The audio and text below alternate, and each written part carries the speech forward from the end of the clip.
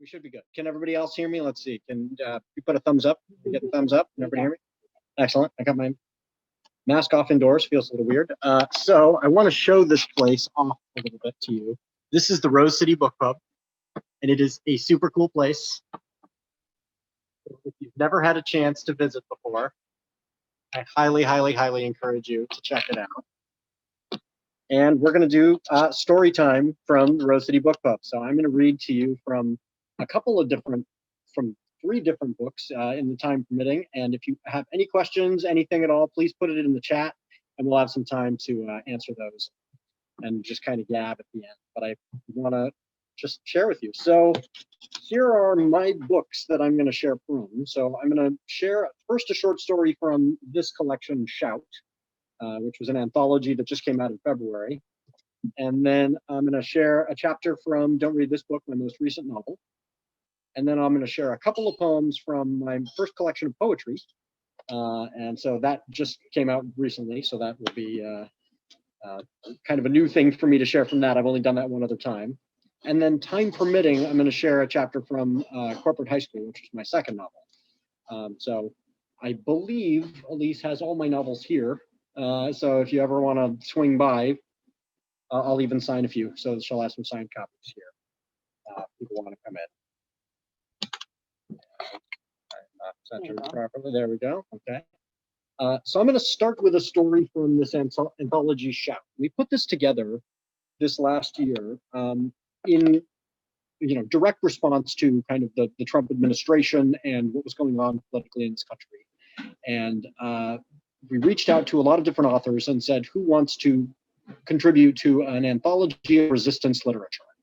And I feel like it would be remiss of me not to start with this, because we are in a time period where it will be easy for us to be lulled into a false sense that we have resolved all the issues of the Trump era, when in fact they are still very much with us, very live, and we can't let ourselves forget that.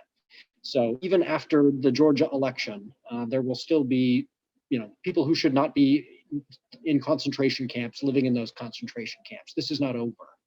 And so I wanted to start with a story that is about continuing to fight back. So this is the story that is the title track for this anthology. This is Shout. Josue was walking home with his family after Easter Mass. As a deeply religious man, Easter was his favorite holiday, and because he took his second greatest amount of joy from his family, watching his daughters skip ahead in their bright new spring dresses and listening to the sound of the little girls' laughter brightened his mood considerably. But this Easter was tainted by some news that was upsetting Josue's wife, Maria. At church, just before the service, she'd learned that her best friend and comadre, Veronica, godmother of his daughter Cecilia, had decided to make the journey. He spoke with his wife in a low voice to try to keep his words from floating to the ears of the girls. The journey itself is very dangerous, and she will not get in when she arrives. There is the wall now.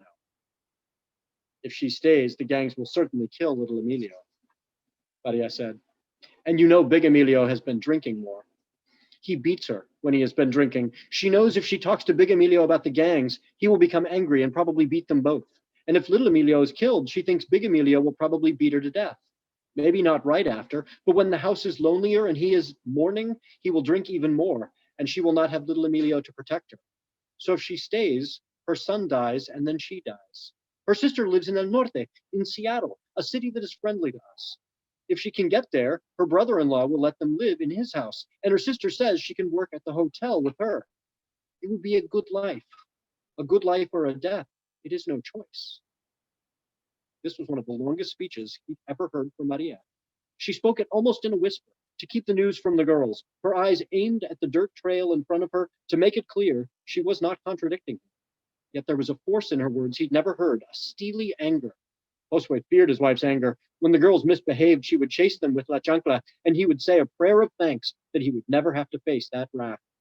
He was as certain of this as he was of his knowledge that God made the world. Maria had been raised to defer to her husband in everything unless he violated a very short list of prohibitions. And since he knew he would never cheat on her, beat her, or sexually abuse their daughters, He could remain in her good graces for the rest of his happy life. Though she terrified him in her brief rages, Maria's smile always felt like his greatest victory. She smiled rarely, and that bright, toothy grin made him think of things he'd heard about in Mass, choirs of angels and Jesus welcoming his chosen servants into his Father's house. Most of the time, Maria's face was placid. She was short like him, with strong India features, a round face, flat nose, heavy eyebrows, and in this neutral gaze, he would not notice her beauty. He remembered it when she smiled. But there was one expression that made her more beautiful than her smile. When she was sad, tears would pool in her eyes quickly, and her bottom lip would jut out just a bit, pressed down by her upper lip firmly holding her sadness in. That was when she looked most beautiful to him, and also when he most desperately wanted to make her smile. It seemed unfair to Josue that God would make Maria most beautiful when she was sad, but he did not question God's wisdom. As he contemplated this, he blinked in the mid-afternoon sun. Unlike his wife, who had more Asiatic eyes to match her full cheeks, Josue had large eyes that tended to open too much, making him look permanently surprised by the world. This was not the case. Josue's world was small, just their poor suburb of Guatemala City, and very little surprised him here. The city was swallowing up their town, bringing the gangs and politics to the dirt streets between the cinder block homes of the laborers who traveled into the city or out to the fields for work each day. Now the gangs wanted their sons.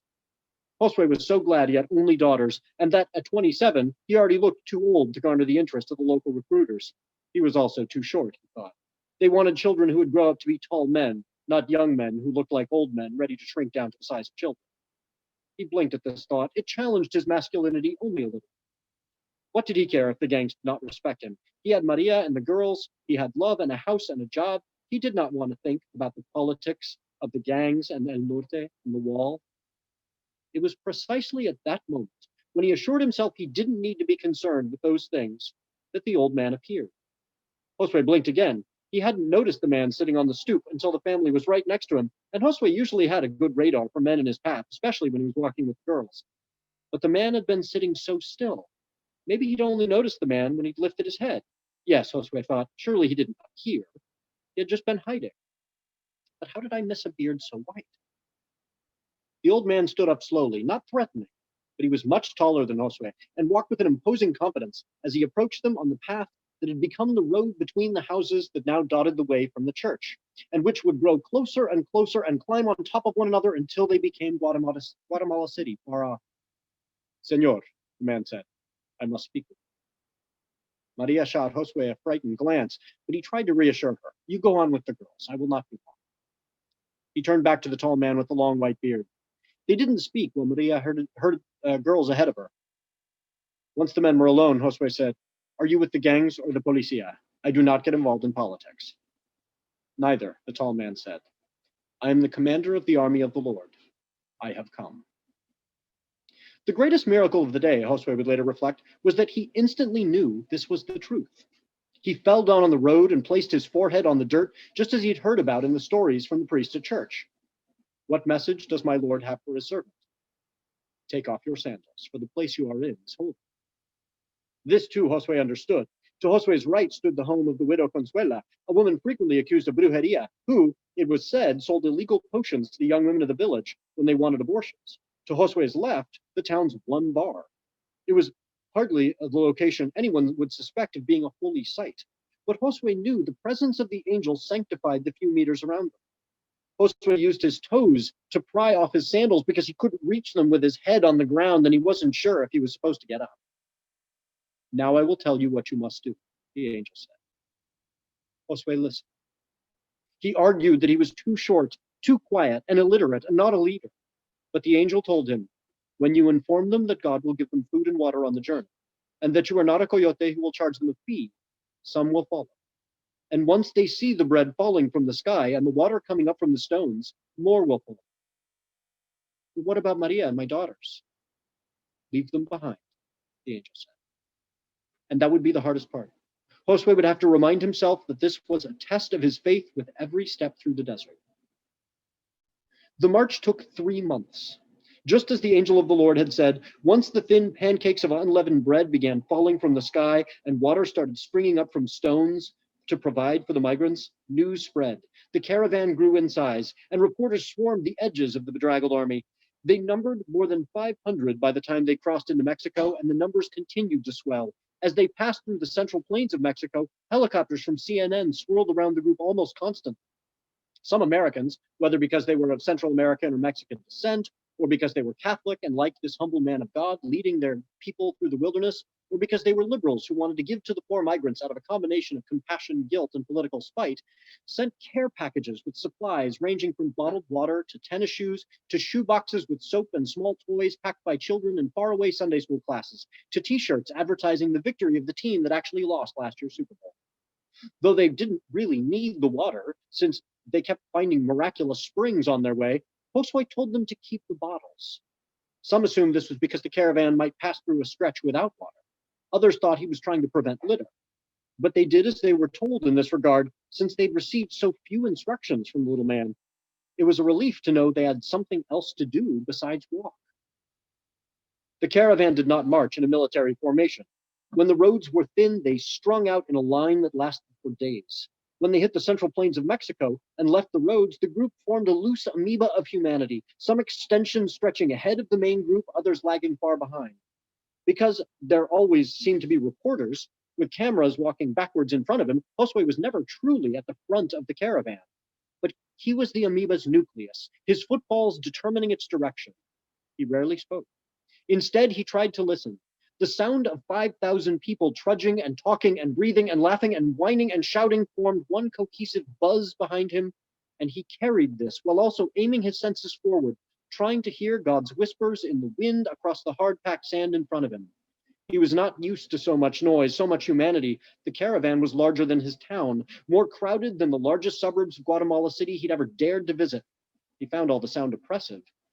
At night, he'd shiver at the songs of packs of coyotes sending eerie yips and high wails to the foothills and back. They didn't have packs of coyotes in Guatemala, and to him they sounded like a single monster stalking the group and herding them along God's way, reminding him that if he chose the wrong direction, this filthy beige Cerberus would take some of the women and children and rip them apart from its many howling mouths. The group had remarkable luck, though, if luck is the god one prefers to credit. In addition to the bread and water, they were spared the flash floods that sometimes raced across the desert after a deluge. At the hottest times of the day, on the very hottest days, banks of clouds were sent to provide them shade. There were no outbreaks of cholera or even the year's flu bug. Only a few people rolled ankles on stones and had to stay behind, and shipments of supplies from the U.S. also provided transportation back to the nearest cities for the injured and sick, so no one was ever left to die in the desert. And the army kept growing. Josue didn't know the images of the group were on the news in the United States every night in the month before their arrival. Well, Migrant Caravan managed to be the most journalistic and most flattering description of the group.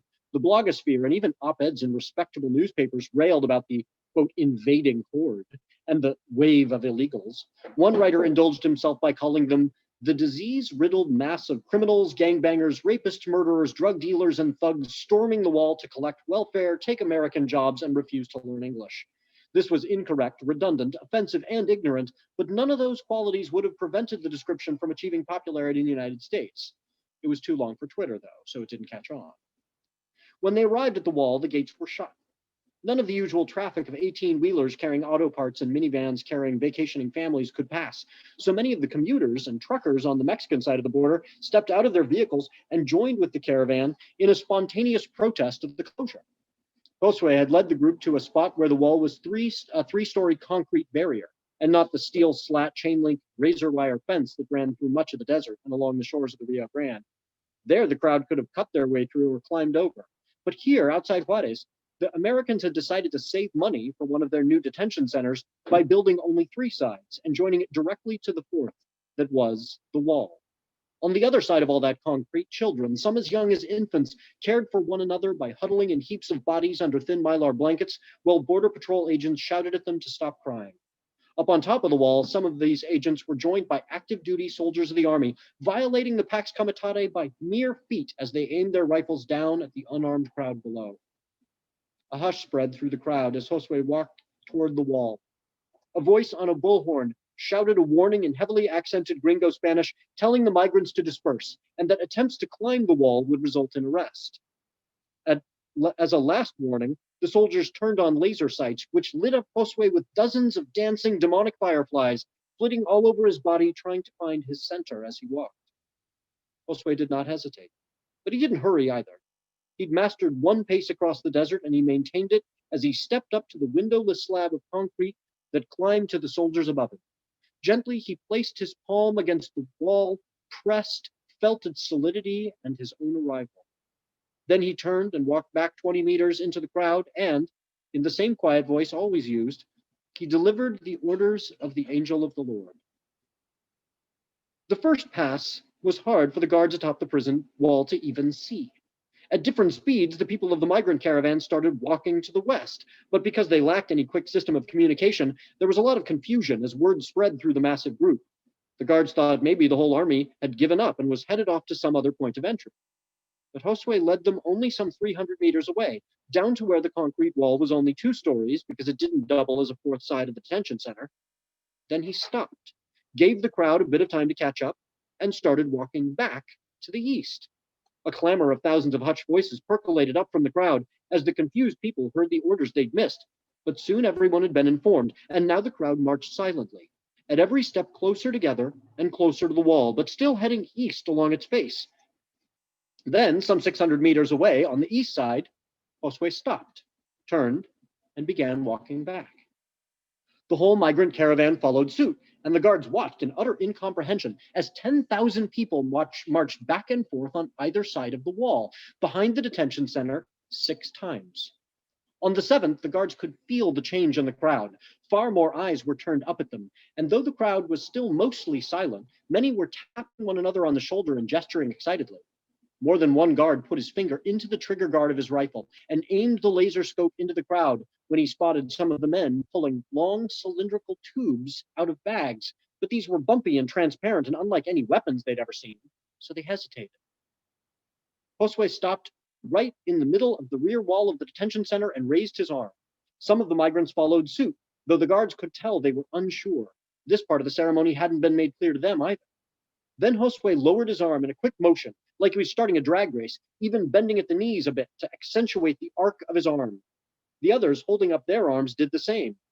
Now the men holding the cylindrical tubes they'd cut and melted out of the donated plastic water bottles pressed their lips to the mouths of their homemade instruments and blew into them trumpet style with all their might. The sound of each instrument was something like a vuvuzela with a didgeridoo, but it was more like a loud, low fart. Even multiplied by 1,000, this comparison was inescapable. Nothing is more universally comic than the sound of a fart. It transcends language and culture. Any human with an orifice that can make that sound, either accidentally or on purpose, can bring a smile to the face of any other human.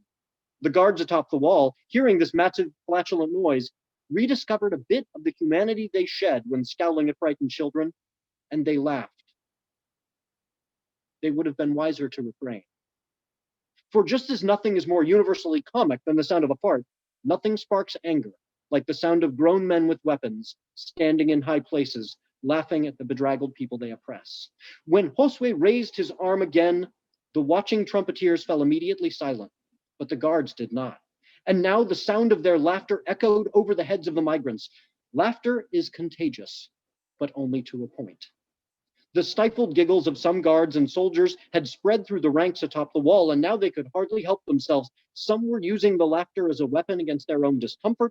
Others wanted to let their comrades know they were all on the same side against the evil horde below. And others wanted to combat the very real fear they felt in that moment by attacking the migrants with their derision. This was a mistake. For the bully do not laugh with the bullies. The contagion of laughter is not that strong. So while Josue held up his hand that second time, 20,000 eyes watched him in silence, listening to the sound of that laughter and burning. When Josue brought down his arm again, Without the guards' laughter, perhaps the migrants would have hesitated. Some would have shouted, and others would have followed, and the migrants would have looked at one another for permission to follow the order the little Guatemalteco said came from the angel of the Lord. But after listening to that laughter, they were primed. So when Josue dropped his arm, 10,000 people aimed all their rage at the wall and shouted as loudly as they could. The shouts were a wordless wave of fury. Some of the migrants covered their ears as they screamed, but others, out of spite or curiosity or fellow feeling, chose to hear the sound. Eardrums ruptured and blood ran down the sides of their heads. Children went from shouting to wailing at the pain in their ears. Some people were deafened forever. The works of the Lord are terrible to behold. When the sound hit the wall, the cinder block structure rumbled briefly and then collapsed before the guards standing on top had a chance to move. A 3-story fall into rubble killed most of them, and even the survivors weren't laughing anymore. When that section of the wall came down, it twisted the rebar inside enough to create another wave, this one moving east and west. It was a wave of incompetence and greed. The contractors who built the wall had done so in the style they'd been taught by the president. Shoddy supplies, poor workmanship, and the right campaign contributions make for much higher profits than building to last. So it was hardly miraculous that the entire wall fell at once. Metal slats snapped and knocked into one another like dominoes, their rusted bases groaning and cracking as they went. Chain link rippled as it chose a side of the border upon which to lay down and die. Cheap concrete pulverized to sand. From San Diego, California, to the Las Palomas Wildlife Management Area in the Texan portion of the Gulf of Mexico, the fences and barriers and divides of all kinds that made up the wall quickly, loudly, and dramatically transformed into 1,945 miles of futility and garbage. The far more miraculous effect of the event, CNN dubbed the shout, and Twitter and Instagram labeled #shout, was witnessed in far-flung regions of the United States. Starting in Texas and spreading in a semicircular arc across the whole nation, the walls of all the other concentration camps set up for the housing those accused of violating immigration laws also fell. Razor wire snapped and coiled in on itself like an invitation to pass. Windows cracked and crumbled without exploding onto the prisoners. Many of the guards were injured and no small number were killed as their prisons collapsed around them. But none of the captured migrants suffered a scratch. After the shout, all across the country at these sites, a deep silence reigned. Veronica, godmother to Josue's daughter Cecilia, touched her son little Emilio on the shoulder, pushing him towards Josue. Despite his name, little Emilio was taller than his own father and towered above Josue, though his lanky frame and shuffling gait now projected his uncertainty. Now what, Josue? He asked. Where did the angel of the Lord say we were to go next? Josue had to reach up above his own shoulder to rest a gentle hand on the young man's. Anywhere we want, he said. And then Josue started the 2,003-mile journey back to Maria and his daughters. He walked alone. The members of the caravan had intended to go into El Norte, and they did so. The people flowing out of the concentration camps went east and west and north and south. It didn't much matter to them. They weren't escaping into the promised land. For that was a secret the angel of the Lord had spoken to Josue which he did not share with the people, but which he confided to Maria and his daughters months later. The United States was not a holy land, the angel told them. And when a country steals childhood from children, even when God sets them free, the land cannot be forgiven for that. God's forgiveness is not that strong.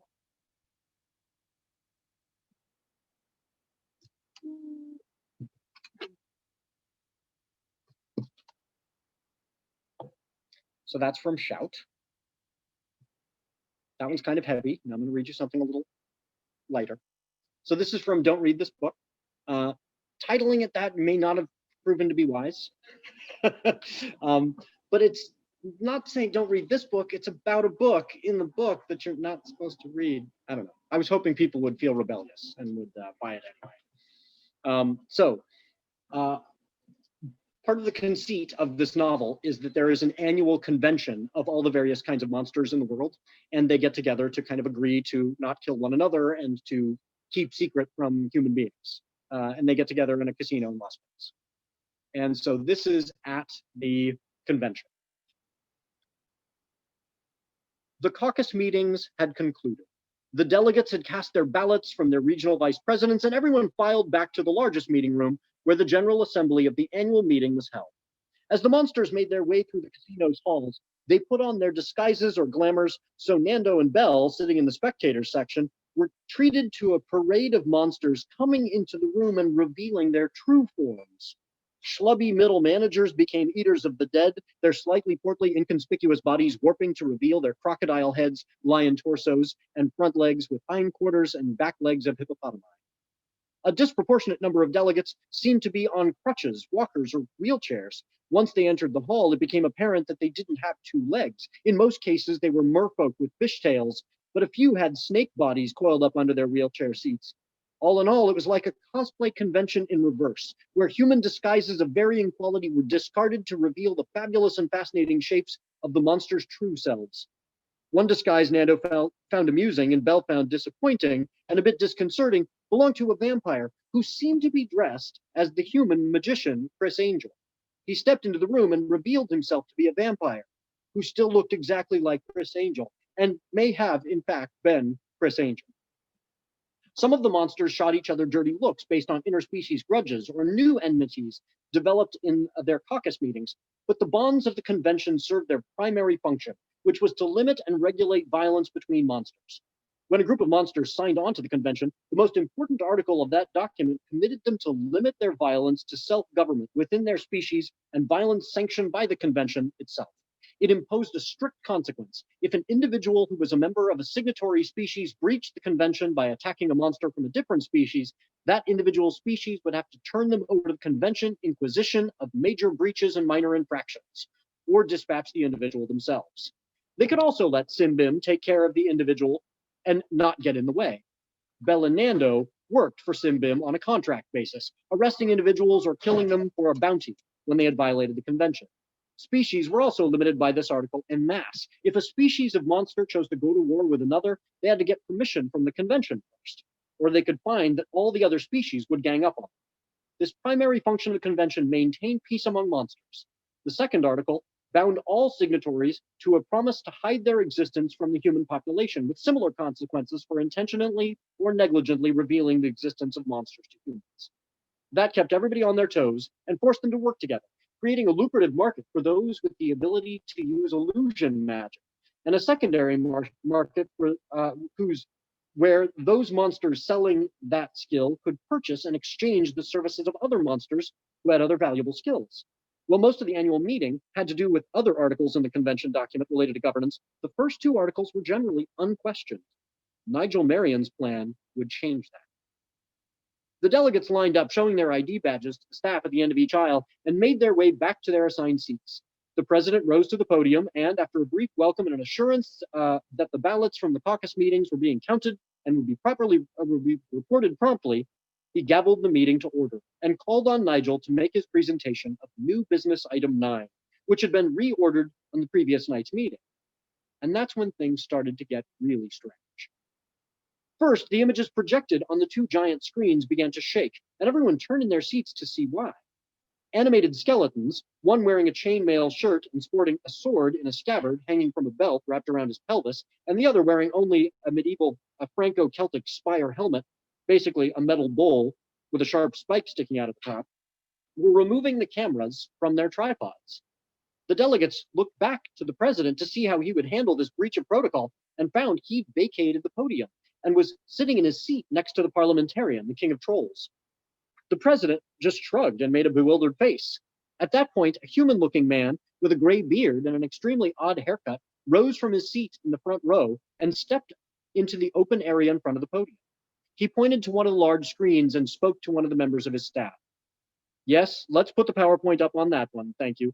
And then have the camera feed to this screen, but switch back and forth when the cameraman signaled to you. Yes, like that, thanks. One screen flashed to an image of a black background with blocky red letters stating NBI 9, a motion to address the impending human crisis. Smaller letters underneath said Nigel Marion, Necromancer, Europe region. Meanwhile, the others showed an image of the delegates as one of the skeletons swept the camera over the crowd as it made its way down the aisle toward the stage behind Nigel. Surprised and confused looks on the faces of the monsters were replaced by eager waves as they found themselves on camera. Some even applauded or hooted or howled. The other skeleton made its way ahead of its compatriot, then waved at the technical crew, and the image on the screen changed to Nigel himself. The skeleton with the camera trained on Nigel crouched down and crab walked in an arc, creating a smooth superhero image of Nigel rotating 180 degrees. Nando looked over at Bell. What is this, a TED Talk? He wasn't the only one uncomfortable with the strange beginning of the presentation. Someone had risen to his feet and moved to a microphone, then cried, "Objection!" The president jumped up to the podium at superhuman speed. "Microphone 2, what's your objection?" It was the vampire who looked like Chris Angel. "Mr. President, this is highly odd and a breach of regular order." The president looked at the king of trolls for a ruling. The king muttered something, and the president turned back to the mic. "Overruled. There's nothing about the placement of the cameras or the use of the projectors in the standing rules." Then he looked at Nigel. "The normal time limits still apply." "Yes, Mr. President. I would like to move new business item number 9, be adopted by the annual meeting of the Convention of Fiends." The president nodded. "And do you have a second?" Before any of the delegates could rise to one of the microphones on the floor, a voice from the stage shouted, "Apicalmus Kreshnik, werewolf, North American region. I second the motion." The president was obviously taken aback by the breach of normal protocol, but this time the voice of the king of trolls was just loud enough to be picked up by the microphones. "Regional vice presidents are also delegates to the annual meeting with full voting rights. It's in order." "All right, Mr. Marion," the president said, "the motion has been moved and seconded. Would you like to speak to your motion?" "Thank you, Mr. President. My fellow monsters," he began, sweeping an arm toward the delegates. The skeleton, who wasn't crouched in front of Nigel, motioned to the tech crew, and the image on one of the screens switched to a shot of the crowd. Again, they waved and some applauded. Thank you, Nigel said, pushing down the applause with a humble wave of both hands. "We have all heard from our president that the state of monsterdom is strong, and in the short term, that's true." Nigel clicked his remote control. The PowerPoint cycled through a series of images of monsters attacking humans. A werewolf in its half-wolf form snapped at a terrified-looking jogger running through a park. A merman inside a curling wave pulled a surfer off her board. A troll bared his teeth in a rictus grin and pointed at his computer screen where some human had presumably been pushed over the edge. A vampire attached his lamprey-like mouth to the neck of a woman whose eyes bulged as she suddenly realized their date was not going as she'd planned. A minotaur, his mouth opened in a shout of triumph, held a human dressed in spelunking gear over his head, the spelunker's arms and head hanging limply, his torso in one of the minotaur's hands, his legs in the other. The bloody space between showed just how wrong his cave expedition had gone. As Nigel clicked through the images, the various kinds of monsters cheered when they saw members of their own species, each louder than the last as they figured out this was the nature of the exercise. Then the screen went black, and everyone looked to each other, where the flattering angle showed Nigel turning directly to the camera and silencing the delegates. "In the short term, yes, but not in the long term." The PowerPoint clicked back to life, this time revealing a vampire caught in the light of a blinding sun, smoke curling off her hand as she tried to shield her face. Next, a werewolf corpse lay sprawled out on the floor as a human with a high-powered hunting rifle posed over his trophy. A giant net full of fish also held a dead mermaid suspended above the water, stabbed repeatedly by a frightened fisherman's gaff hook. The corpse of a wood nymph in the midst of a clear-cut. The corpse of a basilisk turning on a spit. The corpse of a djinn still burning on an exam table in a crowd of scientists in lab coats. The corpse of a peryton lashed to the hood of a truck, its deer head and antlers lolling to one side, the tips of its wings hanging over the other. And then the screen was filled with an image of a mushroom cloud. By the time the last image flashed on the screen, the delegates were growling and screeching in outrage. "Yes, my friends, this is our future if we don't take decisive action. The humans have always been our prey, but they now have the power to destroy us. We are still far, far more powerful than any human individual, and even their means of destroying us would also leave the planet uninhabitable to them. But ask yourself, are the humans demonstrating any instinct for self-preservation?" "No," the delegates shouted in a cacophonous chorus. "Of course they don't. They aren't the only species who would destroy itself if given the chance. Plankton would eat all the phytoplankton in the world if allowed to overpopulate, then starve in a huge die-off. About 2.5 billion years ago, cyanobacteria released so much oxygen that they changed the atmosphere into something they themselves could not tolerate, and they wiped out most of the life on Earth and almost killed themselves. The humans think they are smarter than blue-green algae, but as a species, they aren't acting right. And that's a problem, because they are our food." He pointed at the vampires. "Some of us need their blood." He pointed at the werewolves. "Some need their flesh." He placed a hand on his chest and bowed his head. "Some of us need their bones." He wheeled his other arm in a casual yada-yada gesture. And some their souls, some their fear, some their anger, some their guilt, some their pain. But we are all dependent on the humans. If they wipe themselves out, we will die. Even if they drastically reduce their own population, we won't have enough of them to feed on. We'll finish them off, and then we'll starve. We have to husband the humans to a more sustainable population if we're going to survive. I've been working on this problem for centuries, and I have figured out the way to do it. He held his arms out, and half the delegates burst into applause. Not everyone was impressed. That's time, Mr. Marion, the president said. I see we have speakers at every microphone. So we'll go in numerical order. Microphone number 1. A troll stood on his short legs with his huge hands wrapped around the mic like a punk rock singer. Well, I should have double checked first. I hope we don't have any children. There are some bad words. Okay. They're trolls. That's the way they talk. It's not my fault. A troll stood on his short legs with his huge hands wrapped around the mic like a punk rock singer. He'd leaned the mic stand down at an angle so he could speak into the microphone. It was the security guard from the office underneath Fox News studios in Manhattan. Pudgick Utterfeld, troll, North America region. Point of information for the speaker of the motion. The president was frowning. Mr. Utterfeld, please don't lean the microphone stand. They can be adjusted, but we ask you to leave the stands in place. Easy for you to say, President Back Alley Handjob. I'm short, so I got to bend the mic down to me in the same way you have to bend down to eat my asshole. Chuckling spread through the room, with a layer of uproarious laughter from the troll delegation heaped on top. The president rolled his eyes. Fine, your question for the speaker. Yes, Mr. Zombiefucker, can you explain how your plan would work exactly? Bell and Nando shared a glance. They both realized there was a complete floor strategy being implemented. The speakers at the microphones were organized to give Nigel Marion extra time to speak. Yes, thank you, Nigel said. By my calculation, we need to eliminate 10% of the human population. We must literally decimate them. But the 10% must be a targeted portion of their population, their leaders and thinkers who maintain the systems which allow for their species' continued growth towards suicidal levels of consumption. A plague would run out of control. A spell would be too indiscriminate. A mass slaughter would be too high profile. So we're going to kill them by using a book. It will kill the humans who read novels. Without these leaders, human civilization will fall back into a kind of dark age. When the Romans abandoned England, within a generation, there was no one left who knew how to make a nail. Once most of the readers are gone, humans will devolve to the point where, time, the president said, microphone 2.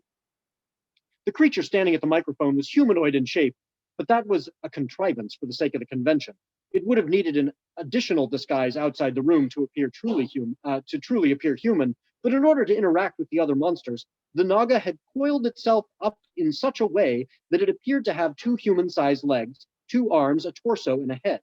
In its natural habitat in Southeast Asia, it would have looked like one incredibly long snake made of a thick, almost viscous greenish cloud, and it could slither along in deep places under the ground, through cracks even smaller than a snake of similar diameter, in the form of a mist, then wrap around humans and constrict around them as it fed on their final desperate fear. The Naga didn't just coil up in the shape of a human and then hold still. The green smoke kept writhing as the Naga slithered the form of a human over and over, its own deadly fanged mouth surrounded by the moving coils that formed the rough shape of the human head all around the Naga's head. Shaka Naga. I have a point of information for the speaker. Your question for the speaker? Yes. Mr. Marion, this plan sounds excellent. How would you acquire such a book? Thank you. In essence, passing new business item 9 will commission the writing of the book, since it doesn't exist. I have researched how to have it written. Specifically, at great expense and with great difficulty, I managed to summon the weird sisters of Clan McElroy. A murmur rippled through the crew. Yes, many of you have heard about these witches. They can predict the future, and their advice are wrong. They told me how to find the greatest writer in the world, a human, and not someone anyone knows anything about. Anyone who knows anything about great literature would expect. He rolled his eyes. I mean, really, the identity of this writer was a surprise even to me. But we will capture this writer and force her book into existence. And then, time, the president said, microphone 3.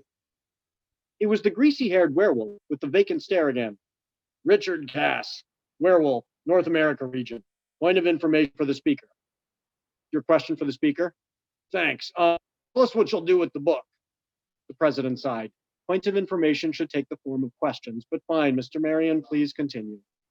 Thank you, Mr. President, Nigel said. The camera swung around him dramatically, zooming in as it went so that his face grew on the large screen behind him. We will translate the book into every major language and distribute it to humans' bookstores all around the world. Some humans will read it and begin behaving in strange ways that motivate others to read it to try to figure out why. Ultimately, about 10% of the human population will read the book, and all of them will then die. Some from crippling terminal depression. It will be dramatic and glorious to watch the utter ruin of human civilization. The president blinked, surprised that the necromancer didn't need to be cut off. Okay, microphone 4. The woman at the microphone was strikingly beautiful. She had olive skin, seductive slanted eyes, and long, straight black hair that fell to the back of her knees. As she stood, she swayed just enough that her hair seemed to be dancing around her. She wore a flowing skirt that reached the floor and completely obscured the shape of her legs, but it hung low on her hips, and her shirt revealed most of her midriff, accentuating her figure. Belle had never seen one of her kind, and she was instantly attracted to the image on the large screen. Looking carefully, she noted that the woman had no belly button, just a slight indentation where one should have been. This, Belle realized, was actually a cleft in the creature's true chin. Had a human man listened to this woman's song and approached too close, the short shirt would have provided easy access for the woman's true mouth, which opened just below her ribs. The set of teeth there, in rows as wide as a human's body, would lunge out of the torso to grip and rend flesh. Belle wished she had the opportunity to see such an attack, though she was glad the convention's rules prevented the woman from seducing anyone here, because Belle felt she might have been susceptible. The woman held up a shiny metal rectangle to the microphone and touched it. The voice that came from the phone was so halting and robotic, it didn't fit the owner at all, and some of the monsters, especially the trolls, laughed openly at the discontinuity. Sea-Jazz, Remper, Siren, South America region, point of information for the speaker, the electronic voice said. Your question for the speaker? The siren tapped on the next pre-recorded message on her phone and held it up to the mic again.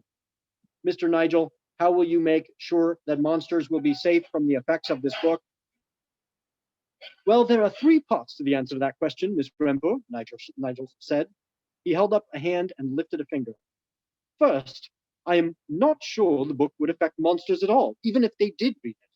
It will take advantage of a kind of human frailty most of us simply don't possess. However, second, he held up another finger, we will do extensive testing of the book. We not only need to be sure it's safe for monsters, but that it is consistently lethal to the humans who read it. We have a number of human test subjects, but there will also be a final round of monster trials to make sure we aren't adversely affected. Third, he said, raising a third finger, then paused to rub his hands together, and I have to admit, I'm particularly proud of this idea. We will be open with all monsters about the title so that they can avoid it. In fact, I can tell it to you or to all the delegates now, and you can take this back to your constituents. The book will be titled, Don't Read This Book. Now, I know many of you are so rebellious, such a title would actually incline you to read it. That's why you'll have to warn your constituents. But isn't it brilliant? And if we want to trick only those humans who are leaders into reading a book, we'll title it Don't Read This Book, specifically to appeal to the kind of people who are willing to challenge authority in the pursuit of knowledge. Those are the people human civilization depends on. Without them, imagine where the humans would be. The Stone Age. And that's right where... Time. Microphone 5. We'll stop there. So if you are so inclined to read a book that will kill you, that's that one. So now I'm going to read just a couple of poems from my most recent book of poetry. And the first one kind of sets the scene for why this book of poetry exists. And then I want to read one that I have not had time to read at other readings. In fact, what's our time? 7:48. 48. In fact, I'm just going to skip to one. I'm just going to skip to the one that I have not had a chance to read at other things. So this is the only long one. And thank you all for being here and for your patience. And I hope that you don't mind that I've read a couple of long passages, but these aren't the kinds of things I have the opportunity to read at other readings where there are lots of folks and we're taking turns. And so I get a full hour, I'm taking a full hour. So this poem is called Preparation. A failure of imagination led to thinking of myself as unprepared. Unearned my blessings raised my unbowed head, and death so busy elsewhere family spared. To face my own naivete so clear, my innocence revealed as weakness still. When privilege is counted up, I fear averted gaze rather than swallowed pill. What kind of loss could ascend to this height? My parents, siblings, child are live and hale, and comparing divorce to death seems slight, for surely one does make the other pale. Now I recall some other tears and sighs. Another set of scales fell from my eyes. My crib was built in Christendom's vast land, the church, the pleasant garden where I grew, the coffee hour with every shaken hand, the sermon and the potluck, both as true. Unquestioned, this devotion carried on through hymns all sung unheard and prayers banal, from Babel, Jericho to Babylon, misunderstanding noise to break the wall. Then exile from my mind the Temple Mount, diaspora my skepticism past. When zealotry inflated my account of faith, so many mustard seeds amassed, so certain was I of this old God's grace, became I merely sin before his face. And still this wretched creature could not stay, and loved this old white dad with beard and hair. Americans want heaven just their way. The streets of gold have blinded people. So doubt became my new god for a time. I worshipped her with all my soulless heart, but she can't teach a poet how to rhyme. Destruction is her one and only art. The faithless do not gather to share song or break our bread in vast and storied halls. Our love, a clashing cymbal, clanging gong, no holy days to order spring and falls. I did not lightly cast away belief. It was, till now, my source of greatest grief. Oh, irony, so bitter and so sweet. In grief, I picked up paper and my pen and served my time upon the writer's seat to craft a novel, one long joke. And then, of all the people in the world, my wife encouraged me to publish that first book and make my old strange hobby my new life. The parallels demand a closer look. Just as my loss of faith, a time device, went back my precious soul to steal away by showing it was never there, lost twice, so she has proved willing to inveigh against her love for me, so that it too, in doubt, is lost to memory's dim view. To that great height, idolatry, I let her vaulted in my estimation rise, till like some ancient temple's minarets, she was more fair, more distant from my eyes. And like that tower, she withheld her gifts, affection she was soon loath to bestow. And who can blame a goddess for such thrift? No blessings grant for those so far below. A touch, a kiss, a smile became as rare as miracles of the Old Testament. But all my failures catalogued with care, my supplications she grew to resent. To this disparity I remained blind. It's only in her leaving that I find that feigned indifference is just as cruel as genuine disdain. Both share a root. The gears can grind you down on either fuel. A love that's fake is just like one that's mute. I'm more prepared than I did understand. I lost my way before and found one new. There's no God my fate can now command, no goddess who can tell me what is true. The god and goddess treated me the same, withheld, demanded yet to be revered. I've learned to own my anger without shame. I'll find my peace when both have disappeared. I've felt more loss for God who may not be than she has shown, as she's discarded me. What's our time frame now? Okay, so we just have time. If anybody has any questions, I should do that first. Does anybody have any questions in the chat? Feel free to post those. And if not, I will read one more poem that I think is a good way to end. But I want to thank you all for being here, first and foremost. And I should show off the bar again and thank Elise. And this is the Rose City Book Pub. And so you get to see this super cool place. So if you are ever up in Portland, please check out the Rose City Book Pub, which is both a bookstore and a bar. And so if you are feeling like I am, like, oh my gosh, I'm indoors without a mask on and I'm kind of freaking out, it is a bookstore. You can come in and get books and go back out into the air. So, but I do encourage you, please come check it out. Okay, so I will read one more poem and then we'll sign off for the evening.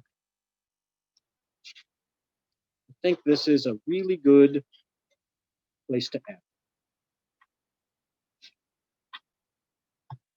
since a poem written for you.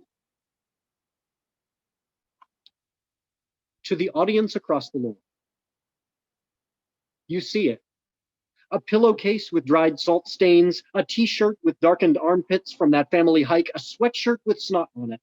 Is that the height of her nose where I held her while she cried? Or on the sleeve where I wiped my nose and disgusted her? Both. And it gets worse. Pants with dirt on the knees, and is that manure on the thighs? Yes, we planted many gardens. And those sheets, that's clearly vaginal fluid and semen. Yep, that too. And baby puke and baby food and those little baby cereal puffs that melt to goo under and between everything, disgusting. Believe it or not, that was the best part. You see it and wonder, why would he hang such dirty laundry out to dry? For you. This is for you. This is a life. The messes and stains aren't the sermon, just the scripture. The lesson is this: hiding it kills it. So let your stains sing. Let your messes shout. When you love, grab that hand, even when yours is clammy or dirty or dusty or defiled. It won't be cleaned through contact. It won't be baptized. It will be sanctified.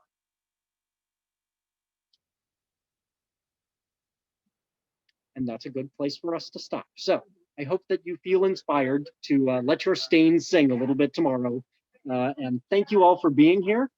I really appreciate it. And again, please come into the Rose City Book Pub and support these folks while they are holding on at this challenging time. And thank you so much for being here. Oh, and I should tell you this was recorded.